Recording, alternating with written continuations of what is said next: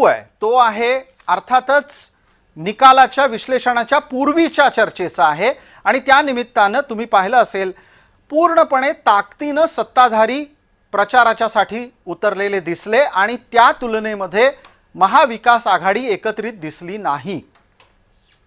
प्रसादजी नमस्कार। नमस्कार।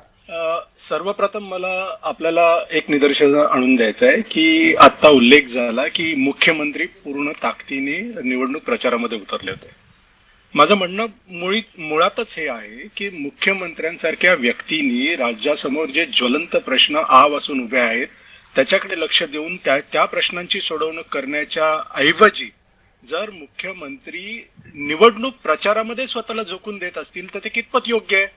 त्यांचं काम नाही आहे निवडणुकीचा प्रचार करणं, त्यांचं काम आहे राज्याचे जे ज्वलंत प्रश्न आहेत, शेतकऱ्यांचे प्रश्न आहेत, महिलांचे प्रश्न आहेत, युवकांचे प्रश्न आहेत, बेरोजगारीचे असोत, महागाईचे असोत, या प्रश्नांकडे लक्ष देऊन राज्य कसं सुरळीत चालेल इकडे लक्ष देणं।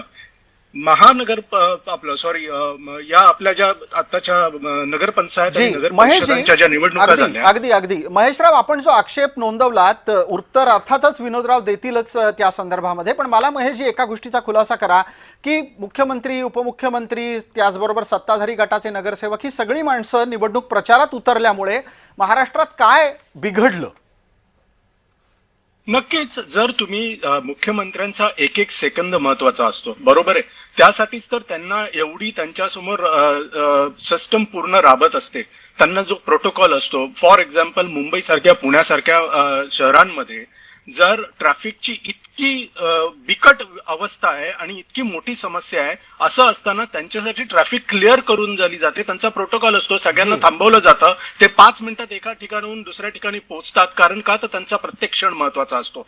असं जर असेल, अगदी महेशजी तुम्ही एक तांत्रिक मुद्दा मांडताय, पण यावर उत्तरासाठी आपल्याला आपल्या सोबत असलेल्या सत्ताधारी गटाच्या प्रतिनिधींना बोलतं करायचं आहे। माझ्यासोबत विनोद जाधव आहेत, विनोद वाघ आहेत, माफ करा। विनोदजी उत्तर द्या, मुख्यमंत्री कामधंदे सोडून म्हणजे जे प्रशासकीय काम आहे ते सोडून प्रचारात गुंतलेले दिसले आणि यामुळे महाराष्ट्राच्या विकासाकडे, प्रगतीकडे दुर्लक्ष झालंय, केवढा गंभीर आरोप होतोय।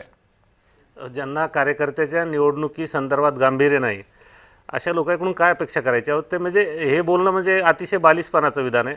मुख्यमंत्री राज्याचे असतानाच त्या पहिले ते भारतीय जनता पार्टीचे कार्यकर्ता, भारतीय जनता पार्टीचे नेता आहे आणि भारतीय जनता पार्टीच्या कुठल्याही नेत्याच्या अंगामधला कार्यकर्ता हा कधीच मरत नाही, तो जिवंत असतो, सदैव जिवंत असतो। त्यामुळे भारतीय जनता पार्टीचा प्रत्येक नेता स्वतःला कार्यकर्ता समजून त्या ठिकाणी प्रत्येक निवडणुकीत आणि भारतीय जनता पार्टीच्या प्रत्येक कार्यासाठी त्या ठिकाणी काम करत असतो। म्हणून यावेळेस ही कार्यकर्त्याची निवडणूक होती।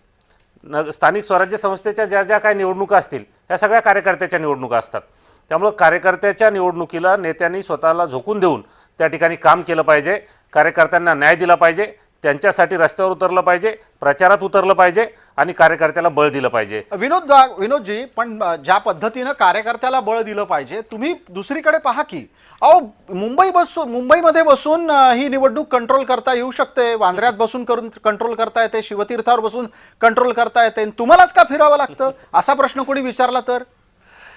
आता ते कंट्रोल करणारे कोण आहे आता ज्योतिताईंनी सांगितलं।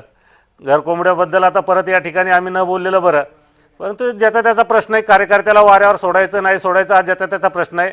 आता त्यांनी कार्यकर्ते वाऱ्यावर सोडले, स्वतःच्या निवडणुकीत मात्र सगळं अंग झटकून पळायचं आणि कार्यकर्त्याची निवडणूक आली की घरात बसून म्हणायचं की आम्ही घरात बसून निवडणूक कंट्रोल करू शकतो आणि निकाल लागल्यानंतर पराभव पदरी पडला की परत ओरडायचे की काहीतरी घोटाळा झाला, मत चोरी झाली, ईव्हीएम घोटाळा झाला, अशा पद्धतीचं रडगाणं रडायचं। एक मिनिट विनोदजी, याच्यावर उत्तर लागेल। तुमच्या शेजारी बसलेले तुषार रसाळ उत्तर देतीलच त्यावर।